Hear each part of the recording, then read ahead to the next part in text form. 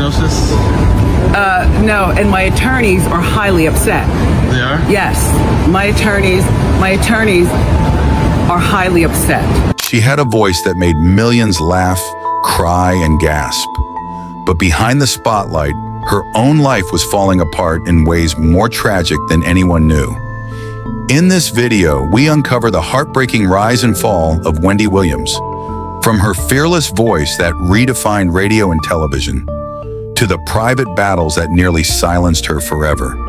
She had a voice that could cut through the noise of New York City mornings. Sharp, bold, unapologetic. Wendy Williams built a career out of saying what others wouldn't dare whisper, carving her place as one of the most talked about radio personalities before television ever came calling. From the moment she grabbed a microphone, she wasn't just another host, she was a storm of gossip, candor, and shocking truths that made her both loved and hated. But as her career soared, her personal world began to quietly fall apart. And while millions tuned in for the drama she delivered about everyone else's life, the tragedy of Wendy's own life remained buried behind the very spotlight she once craved. She was born Wendy Joan Williams on July 18, 1964, in Asbury Park, New Jersey. A middle child often overlooked, Wendy carried a weight she couldn't escape. Her parents, strong believers in discipline and academic success, expected perfection. But Wendy was different. She wasn't the quiet bookworm her parents wanted her to be. She was loud, restless, with a mind that raced toward entertainment and connection. She often described herself as the awkward kid, bigger than the rest, teased for her weight and appearance. These insecurities would later shape both her armor and her vulnerability as she built a career where appearances mattered more than anything else. As a young girl, she found solace in the radio. Late at night, she would tune into stations that filled her imagination with voices, laughter, and stories. She realized the power of a voice long before she ever realized the power of her own. Radio wasn't just entertainment, it was intimacy. A voice could make you feel less alone. And for Wendy, who often felt like the odd one out, that connection meant everything. By the time she entered Northeastern University in Boston, Wendy knew exactly what she wanted. She wasn't there just to study communications. She was there to chase her calling. She fought her way into an internship at a radio station, where her enthusiasm and determination set her apart. She wasn't polished yet, but she was raw, unfiltered. That rawness would become her trademark. Her first on-air jobs weren't glamorous. She was shuffled between smaller markets, her voice bouncing from stations in Washington, D.C. to New York to Philadelphia. Each time she got on the air, though, something clicked. She wasn't content with just playing music. Wendy wanted to talk. She wanted to share. And most importantly, she wanted to say the things that no one else dared. It didn't take long for her to develop her style. Direct, controversial, fearless. If there was gossip, Wendy would talk about it. If a celebrity stumbled, she wasn't afraid to laugh. Listeners either loved her honesty or hated her for going too far, but they all kept tuning in. She was unpredictable, and in radio, unpredictable meant ratings. Her big break came at Hot 97 in New York, where she became infamous for her no-holds-barred approach. This was the era when hip-hop was booming, when artists were untouchable gods of culture. But Wendy wasn't afraid to drag them down to human level. She would talk about rumored affairs, feuds, drug use, and she didn't care who confronted her. That fearlessness made her one of the most polarizing figures in entertainment. But what listeners didn't know was that behind her confidence, Wendy was fighting private battles. She had undergone multiple miscarriages, a struggle that haunted her deeply. When she finally gave birth to her son, Kevin Jr., in 2000, after years of heartbreak, she described it as a miracle. But motherhood didn't fix the cracks in her life. Her marriage to Kevin Hunter was already strained. Kevin wasn't just her husband. He became her manager, her partner in business. But behind closed doors, he was also the source of betrayal, control, and years of pain that Wendy tried desperately to hide from the public. Still, her career climbed. In 2008, she made the leap from radio to television, launching The Wendy Williams Show. What started as an experiment grew into a phenomenon. With her iconic "How you doin'" catchphrase, she brought gossip into daytime living rooms across America. She turned hot topics into theater, transforming celebrity drama into daily entertainment. The show became her empire. She wasn't just a radio shock jock anymore. She was a household name. But the higher she climbed, the harder the fall became. Rumors of Kevin's infidelity swirled for years. Wendy brushed them off, always defending him, always putting on a strong front. But in 2019, the facade finally shattered. It was revealed that Kevin had fathered a child with another woman. The betrayal was public, humiliating, and devastating. Wendy filed for divorce, cutting ties with the man who had been both her anchor and her downfall.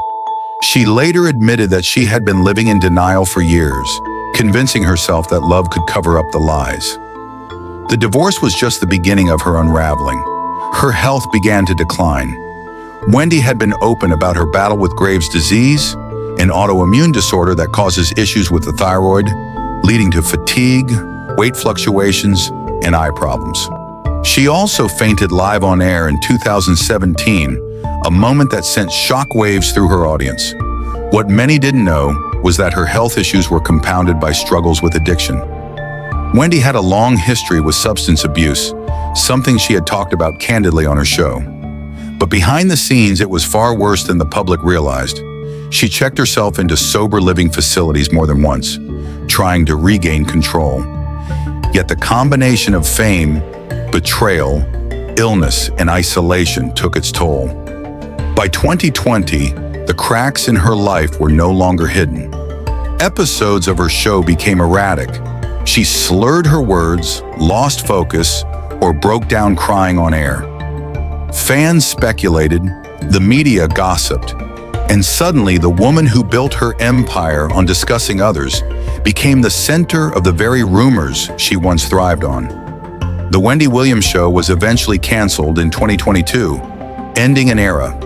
What followed was a painful descent played out in headlines. Wendy's financial troubles surfaced, with reports that she had lost access to her own accounts due to concerns about her mental state.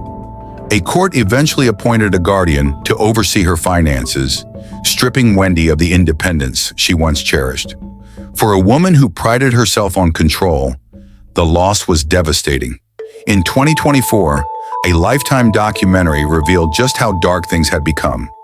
Viewers saw Wendy in her most vulnerable state, frail, confused, sometimes incoherent.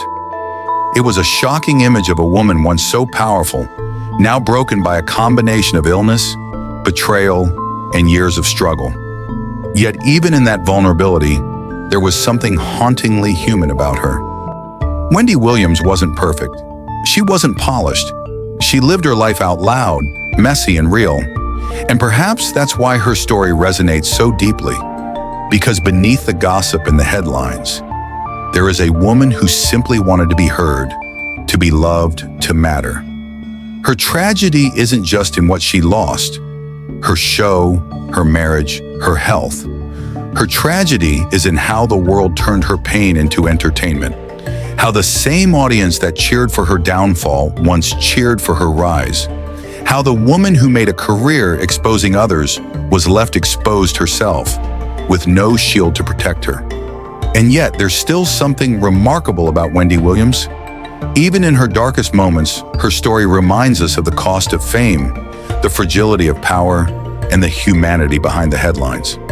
She once said that she wanted to be remembered not just as a host, but as someone who lived her truth, no matter how messy it was. And in that way, Wendy Williams has already secured her legacy. Because long after the gossip fades, long after the show is forgotten, the image of Wendy Williams, bold, flawed, unfiltered, will remain a reminder that even the loudest voices can be silenced by tragedy, but never erased. Fame has a way of rewriting lives, taking ordinary people and magnifying them until their flaws, their mistakes, their heartbreaks are played on the biggest stage possible. For Wendy Williams, the stage became both her crown and her crucifix.